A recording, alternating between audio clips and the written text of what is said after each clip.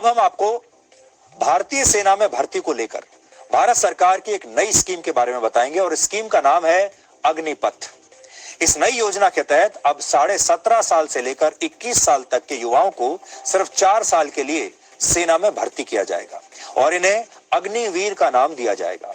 और हर साल सेना के तीनों अंगों में लगभग 50,000 अग्निवीरों की भर्ती होगी और इस नए कदम से भारतीय सेना की औसत आयु 32 वर्ष से घटकर अब 26 वर्ष हो जाएगी। यानी भारतीय जवान जो है, भारतीय सेना की जो आयु है, भारतीय सेना अब जवान हो जाएगी और पेंशन का खर्चा भी काफी हद तक बचेगा।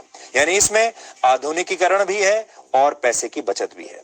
इस योजना को हम आपको 5 पॉइंट्स में समझाएंगे और आप चाहें तो ये जानकारी नोट कर सकते हैं क्योंकि ये बहुत महत्वपूर्ण है। पहला पॉइंट, ये योजना तीनों सेनाओं की भर्तियों पर लागू होगी, यानी नेवी, एयरफोर्स और भारतीय सेना। और इसमें ऑफिसर रैंक से नीचे के जो पद होते हैं उन पर भर्तियां की जाएंगी। यानी सेना में जो नॉन कमीशन रैंक होती हैं, ये भर्तियां उन पदों के लिए है, ऑफिसर से नीचे के पदों के लिए। दूसरा पॉइंट यह है कि 17.5 साल से लेकर 21 साल तक के युवा इन भर्तियों के लिए आवेदन कर सकेंगे और इस प्रक्रिया के दौरान जिन युवाओं का चयन होगा वो सिर्फ 4 साल तक भारतीय सेना में अपनी सेवाएं देंगे। यानी सेना में अब जो नौकरी होगी वो सिर्फ 4 वर्षों की होगी और इन 4 वर्षों में शुरुआत के 6 महीने उन्हें ट्रेनिंग दी जाएगी और बाकी के 3.5 साल वो सेना में अलग अलग पदों पर और अलग अलग जगहों पर अपनी जिम्मेदारी निभाएंगे। और जब 4 वर्ष पूरे हो जाएंगे तो इन सैनिकों को रिटायर कर दिया जाएगा। हालांकि सरकार ने यह भी कहा है कि वो सभी सैनिकों को रिटायर नहीं करेगी। हर बैच में 25% सैनिकों को 4 साल के बाद भी सेना में रहकर देश के लिए काम करने का मौका दिया जाएगा। यानी 25% जो सैनिक हैं उन्हें रिटेन कर लिया जाएगा। और आप इसे ऐसे समझिए कि अगर सरकार ने एक बैच में 20,000 सैनिकों की भर्ती की है तो 4 साल के बाद इन 20,000 में से 5,000 सैनिक 4 साल के बाद भी सेना में जारी रखेंगे अपनी सेवाओं को, सेना में रह पाएंगे, उनकी नौकरी बची रहेगी, जबकि 15,000 सैनिक 4 साल के बाद रिटायर हो जाएंगे।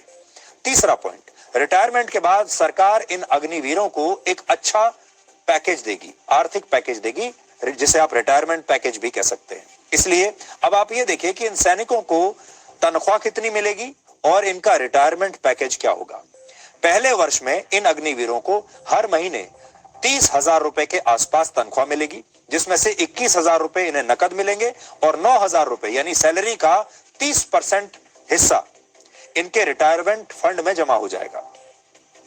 दूसरे वर्ष में हर महीने 33,000 रुपए, तीसरे वर्ष में 36,500 रुपए और चौथे वर्ष में हर महीने 40,000 रुपए का वेतन इन्हें मिलेगा, जिसमें से 12,000 रुपए हर महीने रिटायरमेंट फंड में चले जाएंगे। यानी जो इन हैंड सैलरी इनकी होगी वो पहले साल में 21,000 रुपए होगी और चौथे साल में 28,000 रुपए के आसपास पहुंच जाएगी।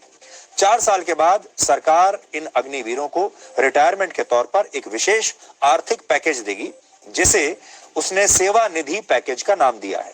इस सेवा निधि पैकेज के तहत हर सैनिक को रिटायरमेंट के समय 11,71,000 रुपए दिए जाएंगे। इनमें आधा पैसा अग्निवीरों की सैलरी से ही जमा होगा और आधा पैसा सरकार की तरफ से दिया जाएगा। इसके अलावा इस पैसे पर उन्हें ब्याज भी दिया जाएगा, इंटरेस्ट दिया जाएगा।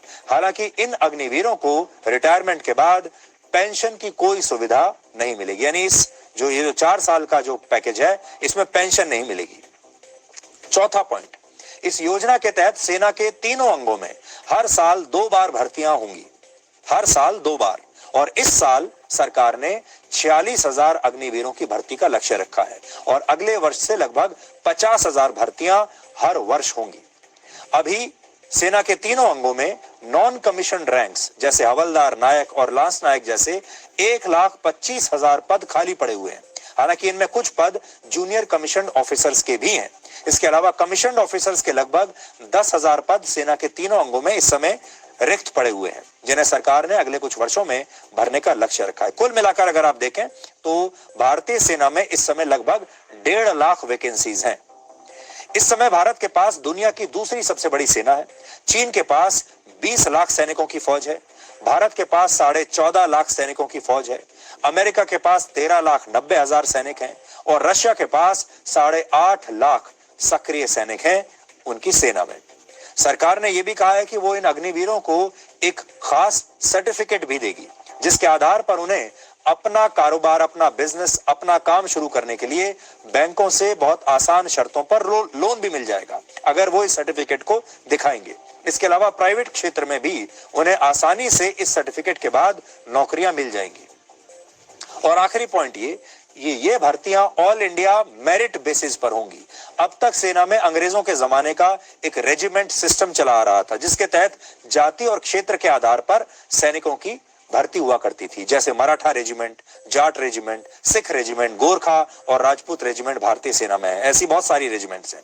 अब तक इन रेजिमेंट्स में भर्ती के लिए जाति और क्षेत्र को महत्व दिया जाता था, लेकिन अब यह बंद हो जाएगा। अब भारत का कोई भी नागरिक किसी भी रेजिमेंट में भर्ती हो सकेगा और सरकार ने कहा है कि अगले 10 वर्षों में सेना से अंग्रेजों के जमाने का रेजिमेंट सिस्टम समाप्त हो जाएगा। और